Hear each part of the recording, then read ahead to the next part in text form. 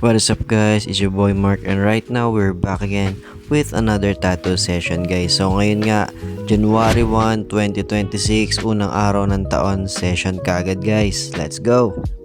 So kinontak tayo ni Uncle Lona kasi yung kumare at kumpare niya na si Kuya Regan ay gustong magpatato. Actually nung Pasko pa nga dapat pero na-adjust yung schedule namin. Siya nga pala guys, kung makikita nyo, home service to. Dumayo ako dun sa bahay namin sa Pasig kasi kalapit lang nila Uncle yung bahay nila Kuya Regan. So dun din guys, sa mga gusto magpa-home service, PM nyo lang ako. Schedule na natin yan kasi extended naman yung promo natin guys. Tsaka dun din pala sa mga gusto magpa-model dyan sa mga contest natin guys, sasali tayo.